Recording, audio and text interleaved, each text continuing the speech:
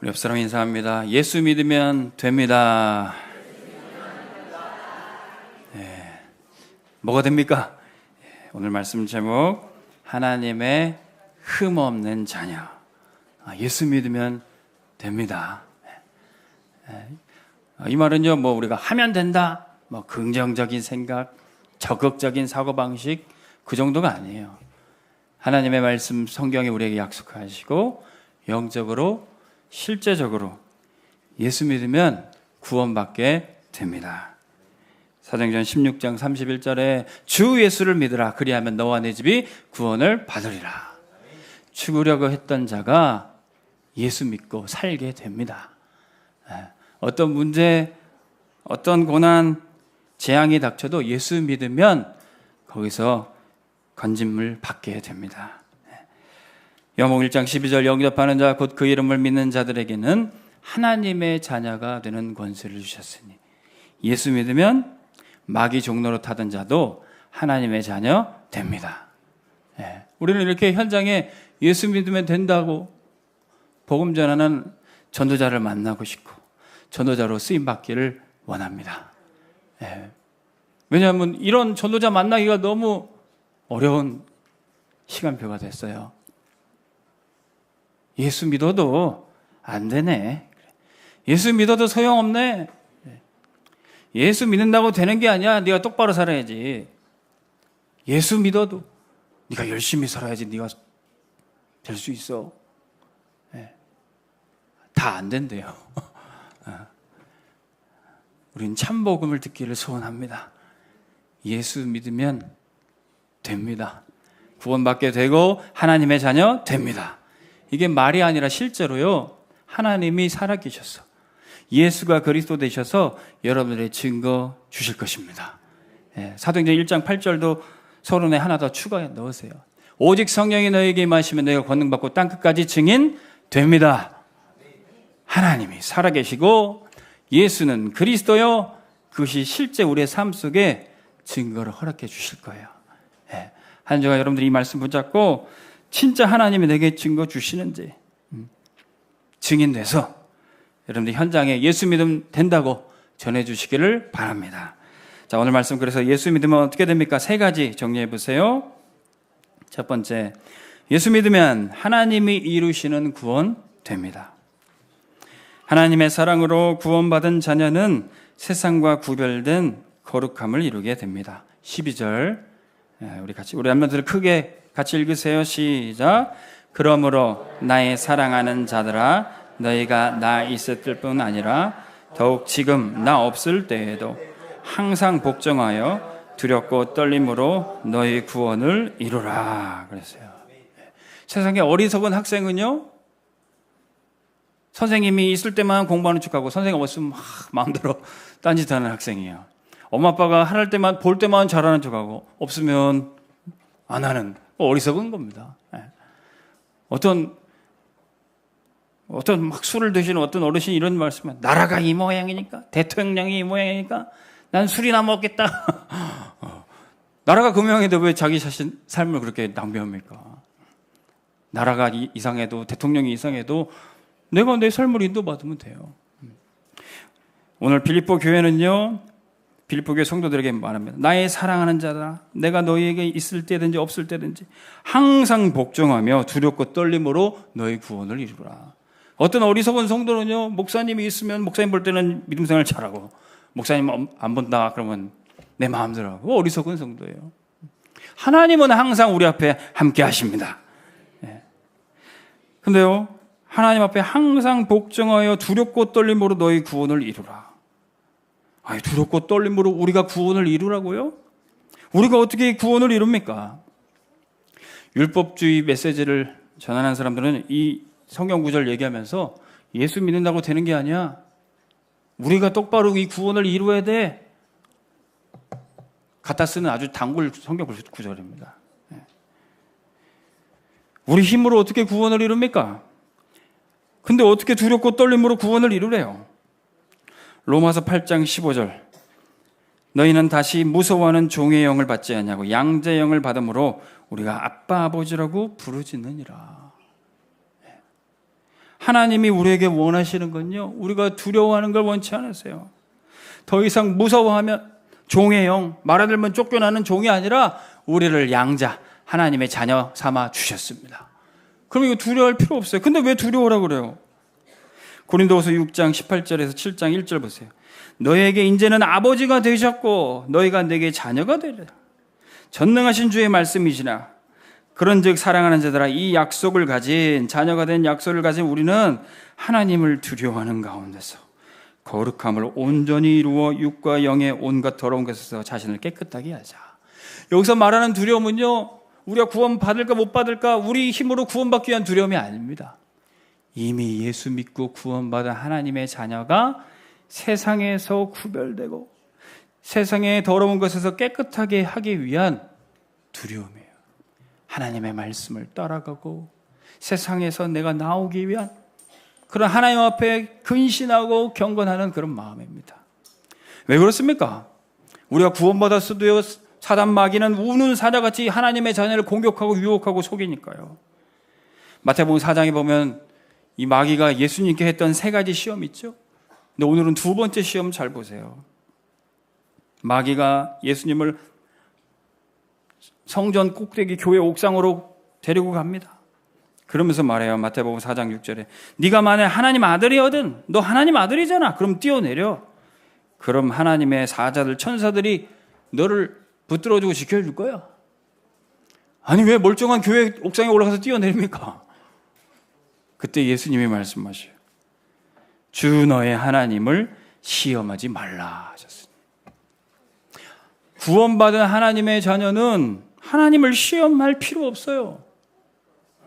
그런데 사람들이 이 마귀의 유혹과 시험에 속아서 하나님을 시험합니다. 나 구원받았어, 나 하나님 자녀야, 그럼 절대 망하지 않아. 근데 망하는 일을 해요. 하나님이 기뻐하시는 일을 해요. 괜히 멀쩡한 교회 옥상에서 뛰어내려요.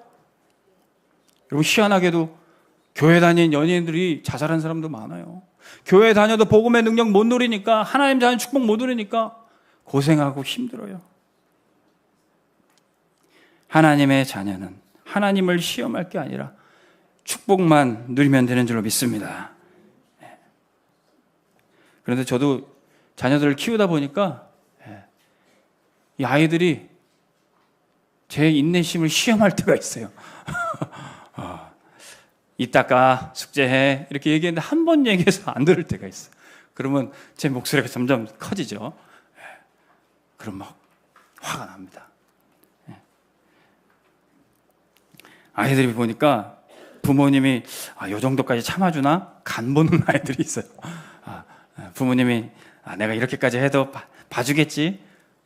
그 한계에 넘어갔을 때는 징계가 있습니다. 하나님의 자녀, 하나님이 우리를 오래 참고 기다리세요. 그러나 우리가 하나님의 자녀여서 하나님을 시험할 때 어떻게 하십니까? 히브리서 12장 7절에서 11절.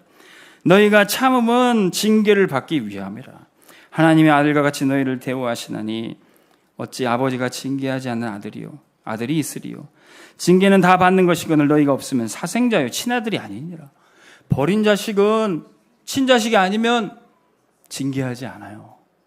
진짜 내가 낳고 올바른 길로 이끌어야 된 자식은 생명 걸고 이끕니다. 내 속이 상해도 때로는 징계해요. 우리가 어떻게 거룩해집니까? 우리가 어떻게 세상과 구별되고 하나님의 이루시는 구원을 누릴 수 있습니까? 히브리서 12장 10절 보세요. 그들은 잠시 자기의 뜻대로 우리를 징계하였거니와 오직 하나님은 우리를 유익하기 위하여 그의 거룩하심에 참여하게 하시느니라. 무릇 징계가 당시에는 즐거워 보이지 않고 슬퍼 보이나 후에 그로 말미암아 연단받은 자들은 의와 평강의 열매를 맺느니라. 하나님이 징계하시는 게 왜 의와 평강의 열매, 거룩함으로 이끄신다는 거예요.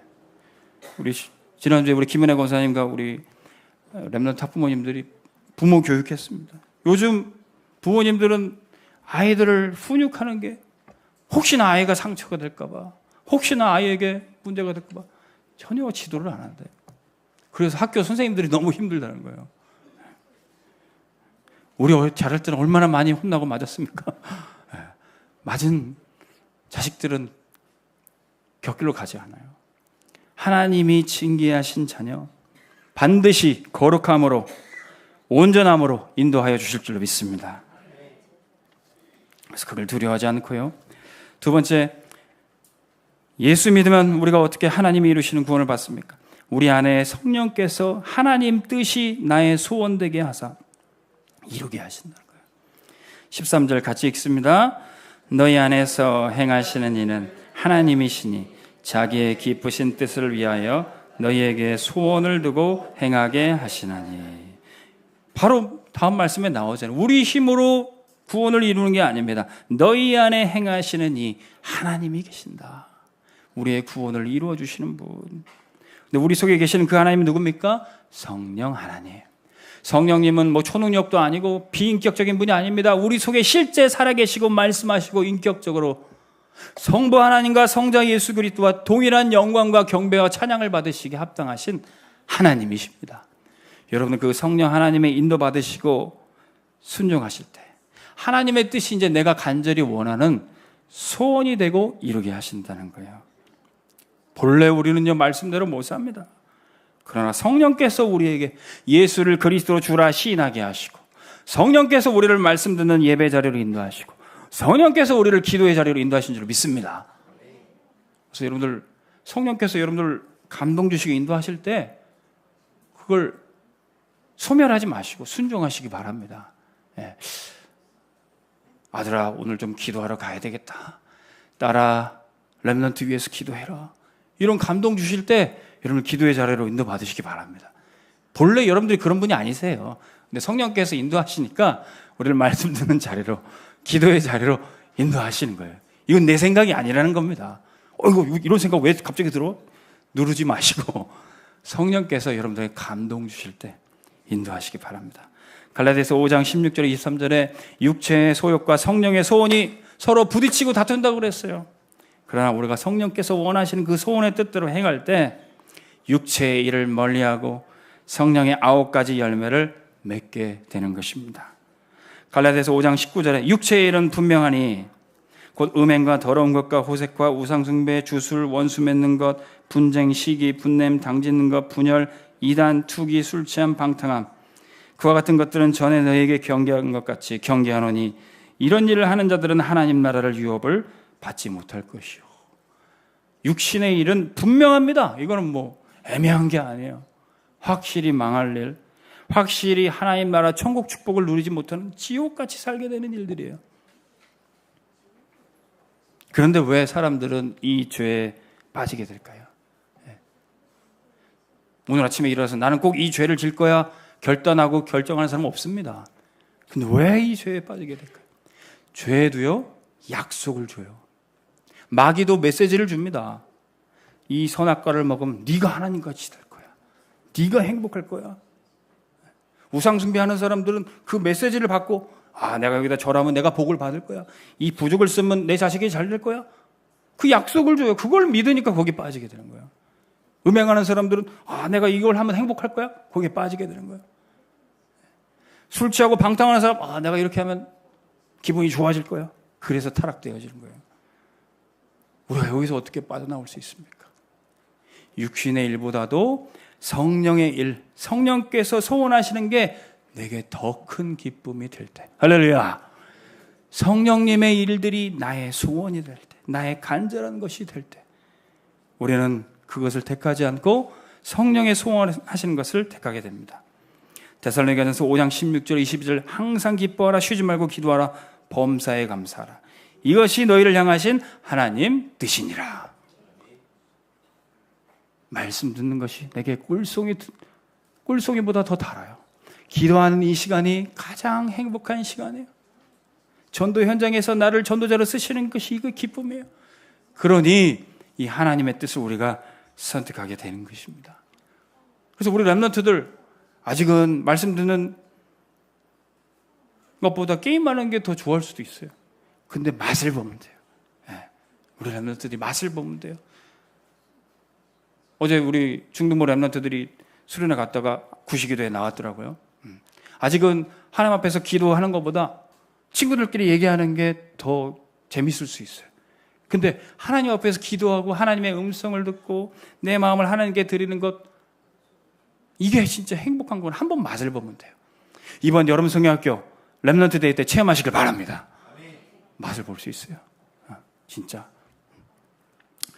그러면 내가 더 좋아하는 것을 생각하게 됩니다. 선택하게 됩니다. 데살로니가전서 5장 19절, 성령님이 여러분을 인도하실 거라니까요. 성령을 소멸하지 말고, 예언을 멸시하지 말고, 말씀을 무시하지 말고, 범사에 헤아려 좋은 것을 택하고 악은 어떤 모양이라도 버리라. 그러면 성령님의 소원이 우리 속에 이루어지게 됩니다. 그런데요, 목사님, 우리가 하나님 말씀대로 살고 싶어도 그 말씀이 생각이 나야지 말이죠. 우리 지난주 1교구 포럼 하실 때, 목사님, 제가 힘들 때 이 말씀이 생각나면은 제가 승리할 텐데 그 말씀이 생각이 안 나요. 그러시더라고요. 네, 맞습니다. 근데 위로가 되는 것이 우리뿐만 아니라 사도 바울도 그렇대요. 성령의 소욕을 이루라, 이렇게 말씀을 전했던 사도 바울도요, 로마서 7장 22절에 보니까 내 속사람으로는 하나님의 법을 즐거워하되 내 지체 속에서 한 다른 법이 내 마음의 법과 싸워 내 지체 속에는 죄의 법으로 나를 사로잡는 것을 보는도다. 전도자 바울도요, 하나님의 말씀, 그 법대로 사는 게 좋은데 내 육신의 법이 내 속에 또 다른 나가 여기에 육신의 법에 사로잡혀서, 죄의 법에 사로잡혀서 속는다는 거예요. 우리가 늘 말씀과 기도를 놓치지 말아야 될 이유입니다. 어떤 목사님이 91세 자기 할아버지 간증을 얘기를 해주신다는 겁니다. 91세 할아버지인데 이제 눈도 잘 안 베이고 귀도 잘 안 들리는데 늘 시간만 되면 말씀 듣고 기도하신다는 거예요. 그때 이 손주 목사님이, 할아버지, 평생 그렇게 말씀 듣고 기도하시는데 좀 쉬세요, 이제는. 장난식으로 이렇게 말씀을 드렸대요. 근데 그 할아버님이 농담을 진담으로 받아들이셔가지고 이렇게 말씀하셨대요. 내가 마지막에 이상한 짓 안 하려고 계속 말씀 듣는 거야. 이상한 말 안 듣고 이상한 거 안 보기 위해서 계속 말씀 붙잡고 기도하는 거야. 그 이야기가 이 손주 목사님한테는 큰 교훈이 됐어요. 그래, 나도 평생 오직 그리스도만 붙잡고 말씀만 따라가야 되겠다. 다른 얘기 듣지 않고 헛된 것, 망할 것 보지 않고 전도 현장만 바라보고 전도자로 쓰임 받아야 되겠다. 이 이면 계약을 붙잡으셨다는 거예요. 사도 바울도 늘 전도 현장에 있었지만 때로는 보이는 것, 들리는 것으로 불신앙하고 마음이 무너질 때 있었어요. 그때 사도 바울은 뭐라고 고백합니까? 로마서 7장 24절, 오호라, 나는 공고한 사람이로다. 이 사망의 몸에서 누가 나를 건져내랴. 그때마다 어떠했습니까? 로마서 7장 25절, 우리 주 예수 그리스도로 말미암아 하나님께 감사하리로다. 다시 그리스도께 나오고 복음 붙잡아야 되는 거예요. 오늘 이 예배 시간에 우리 온백교회 성도들 이 은혜 누리시길 바랍니다. 그 그리스도의 은혜야말로 우리를 진짜 살리시고 우리를 하나님께 회개하고 용서받은 자로, 그 사람은 사람 사이의 문제도 화목하고 해결할 수 있게 합니다. 여기서 화목하고 해결할 수 있는 게 화해라고 하는 것입니다. 우리 14절 말씀 같이 읽습니다. 시작. 모든 일을 원망과 시비가 없이 하라. 아멘. 하나님은요, 우리가 예수 믿고 회개하면요, 그리스도의 보혈로 우리를 깨끗게 하시고 용서하십니다. 그런데 안타까운 건요, 사람들은 잘 용서를 안 해요. 사람들끼리 문제는 해결이 잘 안 되고 화해가 안 돼요. 오늘 사도 바울이 빌립보 교회에 편지하면서 이 빌립보 교회를 권면하면서 하는 얘기입니다. 전도자 바울이 없으니 서로 다툼과 허용 속에 막 리더십의 분열도 있었어요. 빌립보 교회 배경 말씀드렸죠. 로마 시민권자고 군인 계급들 사람들이 많아서 서로 경쟁하고 서로 누가 높냐, 누가 큰 자냐 다툼이 있었어요.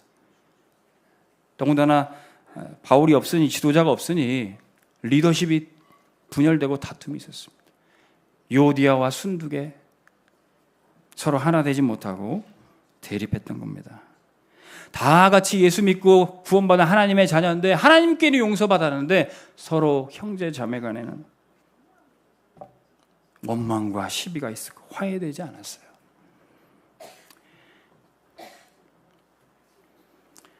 예수님은 하나님께 예배 드리기 전에, 예물을 드리기 전에 먼저 형제와 화목하고 그 후에 예물을 드리라고 말씀하셨습니다.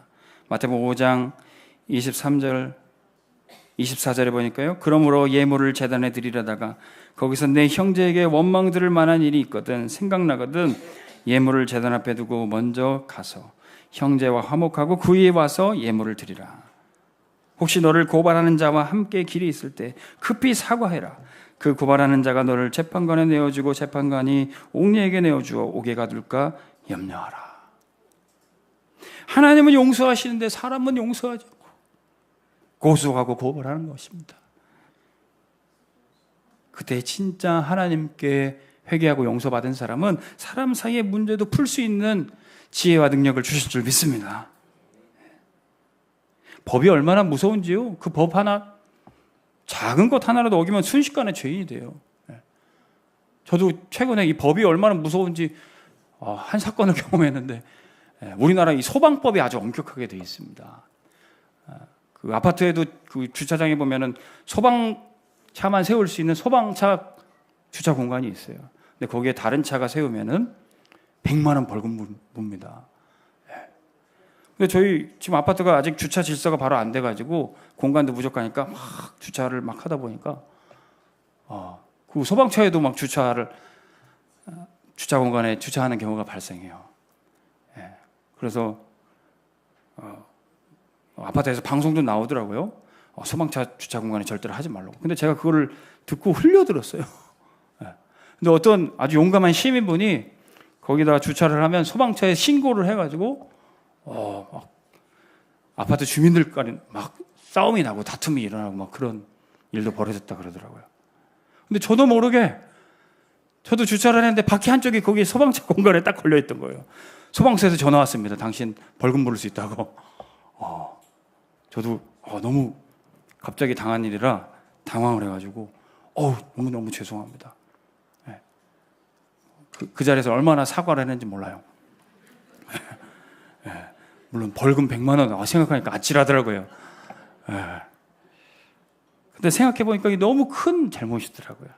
소방차가 세워야 될 그 공간에 다른 차가 막고 있고 소방차가 화재를 진화하지 못하면은 많은 사람들의 생명을 위협할 수도 있는 일이에요. 제가 그렇게 내가 참 잘못했구나, 실수했구나 그렇게 느꼈음에도 불구하고 속상한 건 어쩔 수 없더라고요.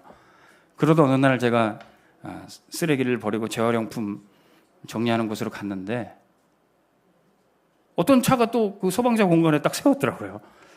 근데 어떤 머리가 희끗희끗 지긋하신 분이 어르신이 담배를 뻐끔뻐끔 피우면서 그 소방차 주차 위반을 한 그 차를 째려보고 계시더라고요. 저분이시구나. 그러면서 그 차 가까이 가서 막 차 앞에 타이어를 막 발로 차고 그러시더라고요.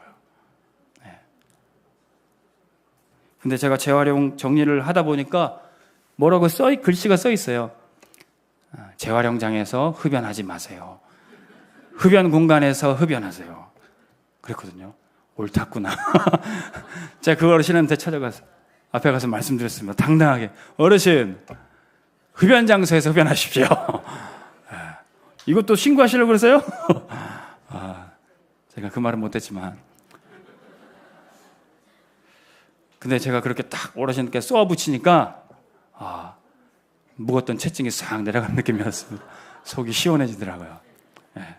그러면서 이제 정리하고 집으로 올라가는데 시원한 그 마음 뒤에 씁쓸한 느낌이 싹 올라오는 건 왜일까요? 야, 내가 전도자인데 저분한테 복음을 전하지 못하고 똑같이 정죄했구나. 그분 얼굴 뵈니까요 피골이 상접해 있고 눈이 움푹 파여 계시고요. 누군가를 정죄하지 않으면 누군가를 고소 고발하지 않으면 안 될 그걸로 낙을 삼으시는 것 같이 보이시더라고요. 근데 내가 그분에게 복음도 한번 못 전해보고 똑같이 정죄했구나.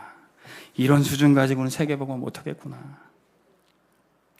그런 생각을 했습니다. 나중에 쓰레기 정리하다 뵈면 꼭 그리스도를 말해야 되겠습니다. 마태복음 18장에 베드로가 예수님께 찾아와서 말했습니다. 예수님, 형제가 내게 죄를 범하면 몇 번이나 용서해 주리까? 7번 하면 됩니까? 예수님께서 이르시되 7번뿐 아니라 7번을 70번까지도 해야. 그러면서 예수님이 1만 달란트 빚진 자를 얘기해 주셨어요. 1만 달란트를 임금님에게 탕감 받아놓고 자기에게 100데나리온 빚진 자, 그 문제 해결해 주지 못했습니다. 우리는 하나님 앞에 어마어마한 모든 문제, 죄를 다 해결 받아놓고 우리 형제의 작은 문제 하나도 풀어주지 못하고 해결해 주지 못한다면 그 1만 달란트 탕감받았던 자가 다시 또 옥으로 가게 되는 그런 문제처럼 우리는 고통을 당하게 되는 것입니다. 우리는 죄를 극복한 사람이 아니라 죄를 용서받은 사람인 걸 우리 잊지 말아야 될 것입니다. 우리는 죄를 해결받았고 다른 사람의 죄도 해결해 줄 수 있는 화목하게 하는 직분을 하나님으로부터 받았어요. 고린도후서 5장 18절에 보니까 모든 것이 하나님께로 났으며 그가 그리스도로 말미암아 우리를 자기와 화목하게 하시고 또 우리에게 화목하게 하는 직분을 주셨으니. 어떻게 할 수 있습니까? 19절 하나님께서 그리스도 안에 계시사 세상을 자기와 화목하게 하시며 그들의 죄를 그들에게 돌리지 아니하시고 화목하게 하는 말씀을 우리에게 부탁하셨느니라. 우리는 하나님 앞에 용서받고 세상과 화해할 수 있어요. 때로는 우리가 손을 내밀어도요, 그 손길을 거부하는 사람은 우리는 어떻게 합니까? 야고보서 5장 15절에서 16절 믿음의 기도는 병든 자를 구원하리니 주께서 그를 일으키시리라. 혹시 죄를 범하였을지라도 사하심을 받으리라. 그러므로 너희 죄를 서로 고백하며 병이 낫기를 위하여 서로 기도하라. 의인의 간구는 역사하는 힘이 큼이니라. 여러분, 영화 밀양이라는 영화 보신 분 계십니까? 여자 주인공이 아들 하나 잘 키우면서 아들만 바라보고 키우다가 이 아들이 유괴를 당했어요. 그 유괴범이 이 아이를 죽이게 됩니다. 이 여자는 완전히 삶이 무너지고 고통 가운데 빠졌어요. 그런데 교회에 나가게 돼서 평안을 얻게 됐고 하나님의 말씀을 받으니 원수를 용서하라, 이 말씀 받고 새로운 삶을 살게 됐어요. 그래서 자기 아들 죽인 그 죄수 찾으러 감옥에 가서 얘기해 주려고 갑니다. 하나님이 당신도 사랑하십니다. 하나님이 당신 용서해 주십니다. 이 얘기를 하려고 봤는데 이 죄수의 얼굴이 아주 팽팽하고 평안해 보이는 거예요. 그러면서 나도 이 감옥에서 하나님 믿고 마음 평안해졌다고, 하나님께 회개해서 내 죄 다 용서함 받았다고, 하나님이 내 기도를 들으셔서 우리 어머님도 이렇게 예수님을 믿게 됐네요. 여기까지는 좋았는데 그 영화의 그 여자의 얼굴을 초점 맞춰서 보니까 이 여자의 얼굴이 일그러집니다. 그리고는 얘기해요. 내가 용서하기도 전에 하나님이 왜 용서해 주냐. 완전히 다 뒤집어졌어요. 용서하려 갔다가 용서하지 못하고 이 여자는 또다시 지옥 같은 삶을 살게 됩니다. 이 밀양이라는 영화는 본래 이제 기독교를 대적하고 아주 복음의 아주 중요한 핵심인 예수 믿고 죄사함 받는다는, 회개하고 용서함 받는다는 이 복음의 핵심 교리를 아주 비아냥대는 그런 스토리입니다. 그러나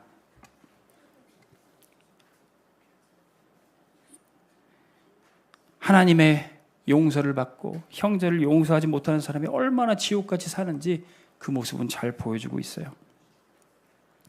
진짜 복음의 능력, 하나님께 용서받은 사람은 세상을 용서하고 살릴 수 있을 줄 믿습니다. 우리는 영화보다도 더 영화 같은 현실 실화를 알고 있습니다. 자기 아들을 죽인 공산당원 그 청년을 양자 삼은 손양원 목사님이란 분이 계십니다. 자기 아들을 때려 죽였어요. 근데 그 아들, 그 청년을 찾아가서 감옥에 찾아가서 내가 너를 용서한다. 너도 예수 믿으면 구원받을 수 있다. 이 복음을 전해줬어요. 그래서 이른바 원자탄 사랑, 세상이 감당할 수 없는 세상을 다 뒤집을 정도로 어마어마한 사랑이라고 우리에게 알려져 있습니다. 어찌 그것이 손녀와 목사님의 힘으로 할 수 있었겠습니까? 하나님이 나를 사랑하셔서, 우리를 사랑하셔서 당신의 아들 예수 그리스도를 보내주셨는데, 하나님이 이 영혼 구원하기 위해서 내 아들 생명을 원하신다면 주님께 기꺼이 드리겠습니다. 그런 믿음의 고백으로 그 공산당원 청년을 살렸어요. 이게 하나님이 우리에게 주시는 진짜 세상을 살리는 복음의 능력입니다. 구원받은 하나님의 자녀는 이제 흠없는 자녀로 세워주시는 거예요. 두 번째 보시죠. 하나님께서 당신의 자녀들을 흠없게 보존하십니다. 15절 같이 읽습니다. 이는 너희가 흠이 없고 순전하여 어그러지고 거스르는 세대 가운데서 하나님의 흠없는 자녀로 세상에서 그들 가운데 빛들로 나타내며, 하나님이 우리를 흠없게 하시는 겁니다. 그래서 빛으로 인도하셔요. 데살로니가전서 5장 23절 24절 보십시오. 평강의 하나님이 친히 너희를 거룩하게 하시고 너희 온 영과 혼과 몸이 우리 주 예수 그리스도께서 강림하실 때 흠없게 보존하기를 원하시노라. 우리가 하는 게 아니라 24절, 너희를 부르시는 이는 미쁘시니 그가 또한 이루시리라. 하나님이 흠없게 이루시는 것입니다. 우리가 어떻게 흠없게 됩니까? 베드로전서 1장 18절 19절, 은이나 금같이 없어질 것으로 된 것이 아니고 오직 흠없고 점없는 어린 양 같은 그리스도의 보배로운 피로 된 것이니라. 여러분, 구약의 이스라엘 백성들도요, 하나님 앞에 양이나 소 제물 드릴 때 흠없는 것으로 드려요. 이거를 죽여서 피를 쏟고 불태워 하나님께 제물로 드리니까 이 사람의 생각에 건강한 양보다 곧 죽을 것, 다리도 아프고 또 병도 들고 그런 것 드리고 싶은 생각이 들 수 있잖아요. 근데 하나님 앞에 제물 드릴 때는 흠도 없고 점도 없고 다리 저는 것도 안 되고 어린 양 첫 새끼를 드리는 거예요. 왜 그랬습니까? 우리를 위해 죽으신 이 하나님의 아들 그리스도는 흠도 없고 점도 없고 영광스럽고 존귀하신 분일 것을 나타내기 위해서 그래요. 여러분을 위해 죽으신 그리스도, 그 흠없는 보배로운 피로 여러분들이 구원받았으니 여러분들을 흠없고 점없게 세우실 줄로 믿습니다. 골로새서 1장 21절 23절, 전에 악한 행실로 멀리 떠나 마음으로 원수되었던 너희를 이제는 하나님이 그 육체의 죽음으로 말미암아 화목하게 하사 너희를 거룩하고 흠없고 책망할 것이 없는 자로 그 앞에 세우고자 하셨으니. 예수님의 피로 됐으니까 너는 문제 있어도 없는 걸로 해줄게, 그게 아니에요. 실제 흠없고 책망할 것이 없는 자로 그 앞에 세우시는 겁니다. 실제 하나님 앞에 거룩하게 우리를 세우셔요. 어떻게 그렇게 될 수 있습니까? 23절 말씀 보세요. 만일 너희가 믿음에 거하고 터 위에 굳게 서서 너희 들은 바 복음의 소망에서 흔들리지 아니하면 그리하리라. 여러분들 복음 묵상하시기 바랍니다. 이 복음은 천하 만민에게 전파된 바요 나 바울은 이 복음의 일꾼이 되었노라. 우리가 복음의 일꾼으로 쓰임 받을 때 우리를 거룩하고 흠없게 세우실 줄로 믿습니다. 그래서 우리가 무속에 빠진 자를 누가 구원할 수 있습니까? 예수 믿고 무속에서 해방된 그 자가 제일 잘 건질 수 있어요. 마약에 빠진 사람들, 마약에서 해방받은 사람이 제일 잘 구할 수 있어요. 여러분들에게 하나님 주신 문제 있습니까? 내 힘으로 해결되지 않은 문제 있습니까? 예수 믿고 해결됩니다. 그리고 다른 사람에게 해결하게 도와줄 수 있습니다. 그 사람이 바로 빛의 자녀예요. 빛의 자녀는 주님의 기쁨이 되어서 원수를 이깁니다. 에베소서 5장 8절에서 10절, 너희가 전에는 어둠이더니 이제는 주 안에서 빛이라. 빛의 자녀들처럼 행하라. 빛의 열매는 모든 착함과 의로움과 진실함에 있느니라. 주를 기쁘시게 할 것이 무엇인가 시험하여 보라. 빛의 자녀는요, 하나님이 기뻐하시는 그 일만 생각하면 돼요. 아, 이것은 하나님이 기뻐하시는 일이다. 이것은 하나님 기뻐하시지 않다. 그 기준만 찾으면 됩니다. 나 주님의 기쁨 되기 원하네. 이것이 저와 여러분들에게 날마다 고백이 되기를 바랍니다. 시편 41편 11절 12절에 그러면 원수가 나를 이기지 못하오니 주께서 나를 기뻐하실 줄 내가 알았나이다. 주께서 나를 온전한 중에 붙드시고 영원히 주 앞에 세우시나이다. 영원히 주 앞에, 하나님 앞에 코람데오, 하나님 우리 온빛교회 모든 성도들을, 렘넌트들을 하나님 앞에 온전하게 세우십니다. 그러면 우리는 계속 빛 가운데 행하고 거리끼는 일을 하지 않아요. 요한일서 2장 10절, 그의 형제를 사랑하는 자는 빛 가운데 거하고 자기 속에 거리낌이 없느니라.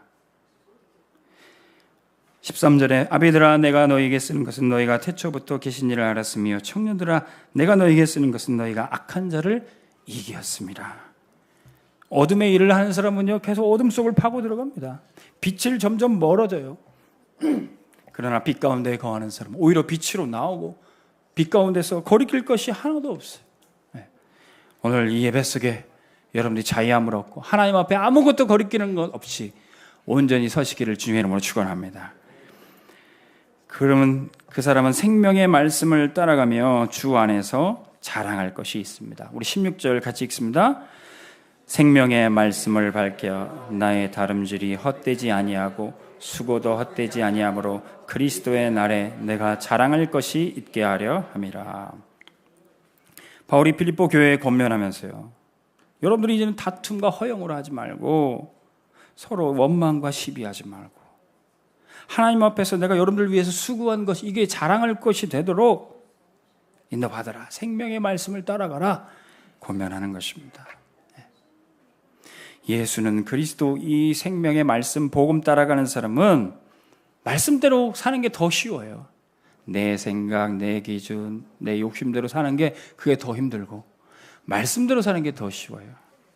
요한일서 5장 1절을 보십시오. 예수께서 그리스도이심을 믿는 자마다 하나님께로부터 난 자니 또 나으신 이를 사랑하는 자마다 그에게서 난 자를 사랑하느니라. 우리가 하나님을 사랑하고 그의 계명들을 지킬 때 이로써 우리가 하나님의 자녀를 사랑하는 줄 아느니라. 하나님의 계명, 10계명이 뭡니까? 하나님 사랑, 이웃 사랑이에요. 하나님 사랑하니 하나님 외에 다른 신을 섬기지 않고 우상 숭배하지 않고 망령 때에 하나님의 이름을 일컫지 않고 안식일 거룩히 지켜 예배합니다. 이웃 사랑은 뭡니까? 부모를 공경하고 살인하지 말고 거짓 증거하지 말고 도적질하지 말고 간음하지 말고 탐내지 말고. 하나님 사랑, 이웃 사랑. 이것은 무겁고 어려운 것이 아니라 하나님 말씀대로 사는 게 더 쉽고 편안한 거예요. 요한일서 5장 3절, 하나님을 사랑하는 것은 이것이니 우리가 그의 계명들을 지키는 것이라. 그의 계명들은 무거운 것이 아니로다. 그런데요, 율법주의를 말하는 사람은 이 하나님 말씀 지키는 게 어렵다고 얘기하고 어렵고 힘든 고난의 길이라고 속이는 거예요. 이게 율법주의입니다. 율법주의는 참 복음을 누리지 못해요. 반대로 무율법주의는 뭡니까? 마태복음 5장 17절에 19절에 내가 율법이나 선지자를 폐허로운 줄로 생각하지 마라. 폐허로운 것이 아니요 완전하게 하려 왔노라. 왜 예수님이 이 말씀하셨고요? 예수 믿으면 이거 다 끝난 거야.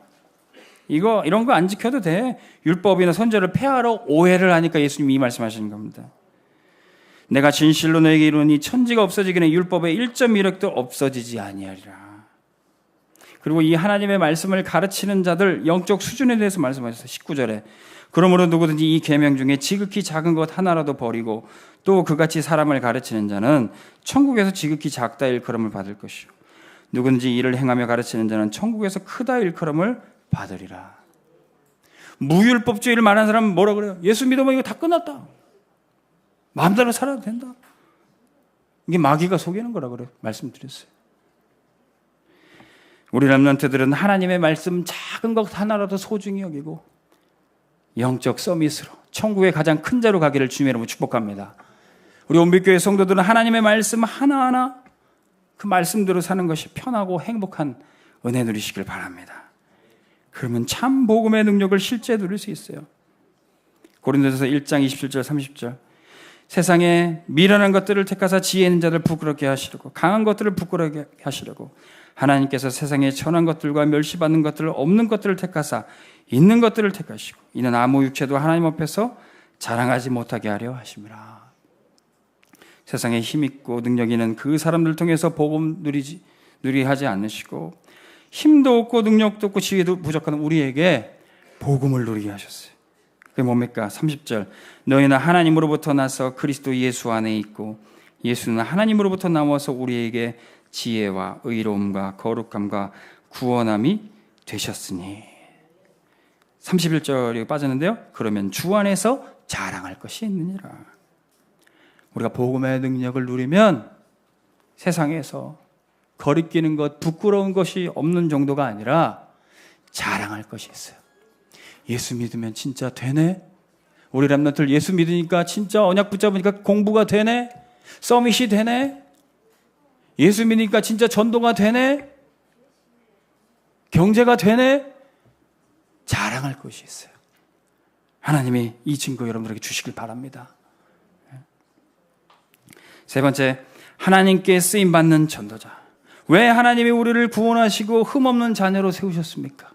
결국 우리를 세계복음화하는 전도자로 세우기 위해서요. 첫 번째, 전도자 바울은 복음과 교회 위에 기쁨으로 올인하게 됩니다. 17, 18절 같이 읽습니다. 만일 너희 믿음의 제물과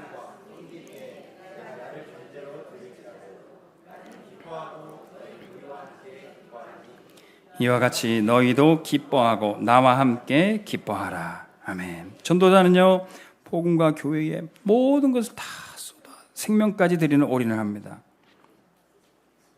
바울이 표현하기를 번제와 같이 나를 드렸다 이렇게 표현해요. 번제가 뭡니까? 민수기 15장 5절에 보니까 하나님 앞에 어린 양의 피 제사를 드리는데 거기에 포도주를 다 쏟아부는 게 전제 또는 관제라고 말합니다. 어린 양의 피 제사만으로도 충분하고 완전해요. 예수님이 고통당하셨기 때문에 우리는 고통당할 필요 없어요. 예수님이 다 이루셨기 때문에 우리는 더 할 필요도 없어요. 그런데 우리의 생명을 드리고 우리의 그 완전한 예수님의 피 제사에 우리 전제같이 다 쏟아부어 드렸다는 거예요. 왜 그렇습니까? 우리가 한 번 사는 인생, 다른 것은 다 헛되고 오직 그리스도를 위한 일만 영원하기 때문에 그렇습니다.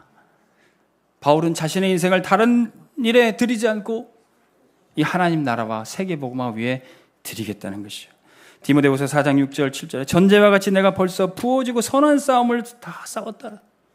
그 인생 마지막에 이렇게 고백합니다. 사도행전 20장 24절에 내가 달려갈 길 주 예수께 받은 사명 은혜의 복음을 증언하는 일에는 나의 생명도 조금도 아끼지 않고 다 바치겠습니다. 전도자는 모든 것 올인하기 때문에 무너질 시간도 없어요. 언약 가진 부모는 렘넌트 키워야 되기 때문에 불신앙할 시간도 없어요. 모든 것을 올인하는 우리 온빛교회 성도들 하나님이 여러분들을 온전하게 세우실 줄로 믿습니다. 두 번째는 전도자 디모데는 그리스도 이름으로 모두를 살리는 올아웃 응답의 주역이 됩니다. 19절 24절 같이 읽겠습니다. 내가 디모데를 속히 너희에게 보내기를 주 안에서 바라면 너희의 사정을 알므로 안위를 받으려 함이니 이는 뜻을 같이하여 너희 사정을 진실히 생각할 자가 이밖에 내게 없으리라. 그들이 다 자기 일을 구하고 그리스도 예수의 일을 구하지 아니하되 디모데의 연단을 너희가 아느니 자식이 아버지에게 함같이 나와 함께 복음을 위하여 수고하였느니라. 그러므로 내가 내 일을 어떻게 될지를 보아서 곧 이 사람을 보내기를 바라고 나도 속히 가게 될 것을 주 안에서 확신하노라.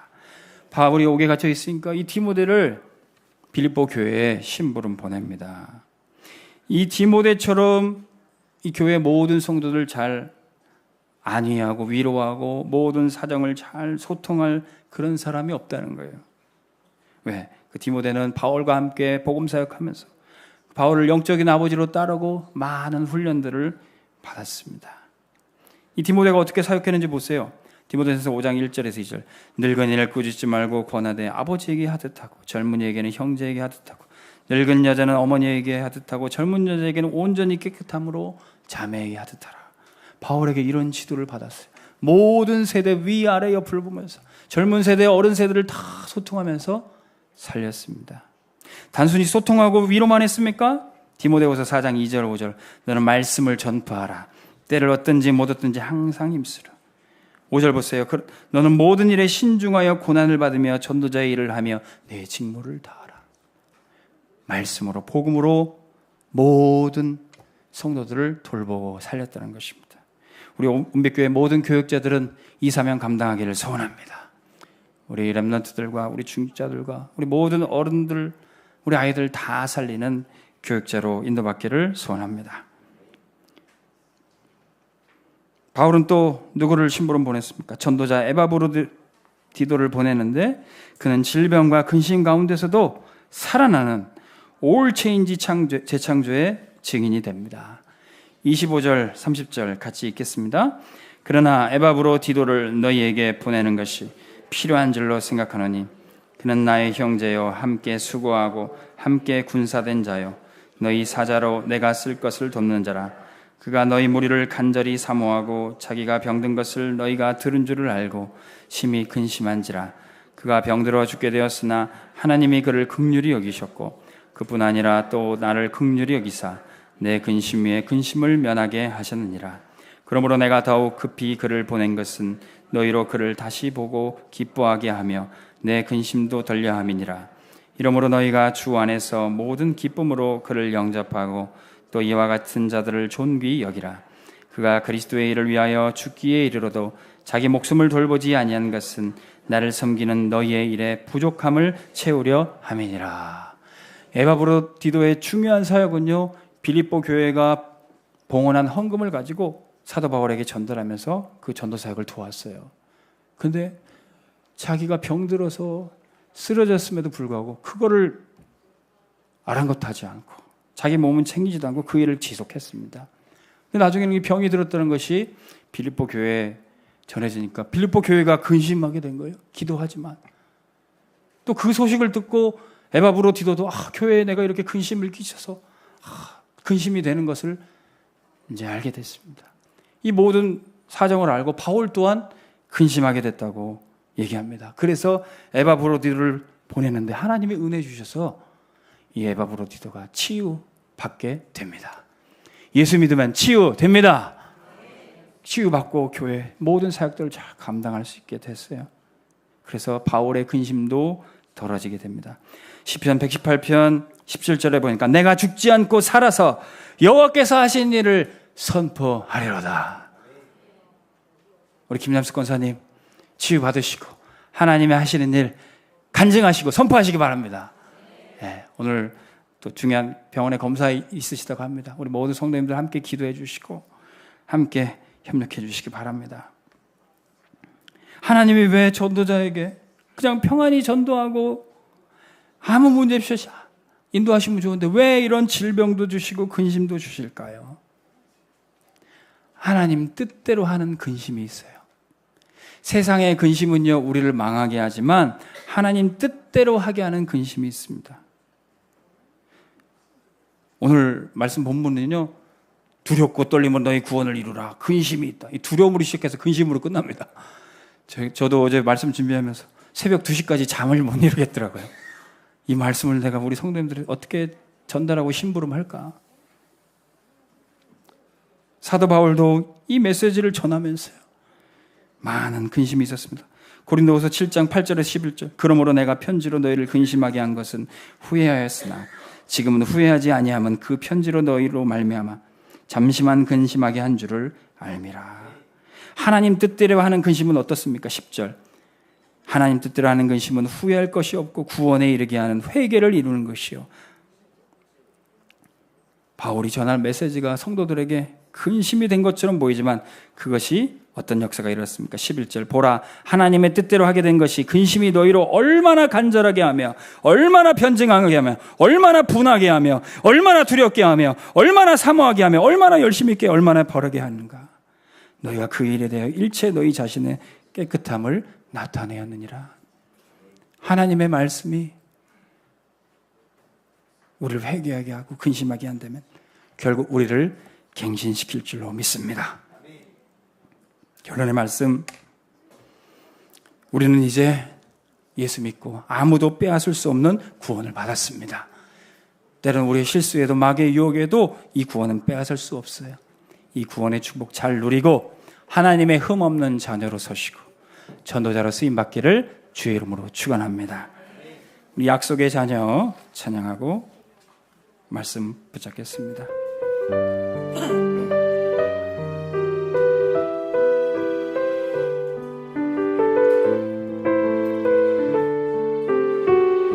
하나님의 형상 닮은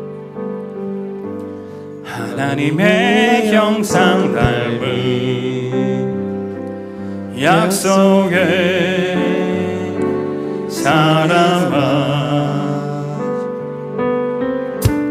너는 하나님의 자녀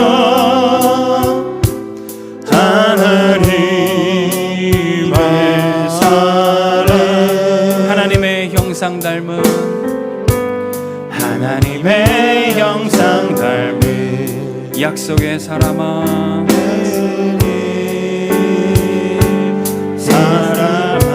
너는 언약 잡은 자녀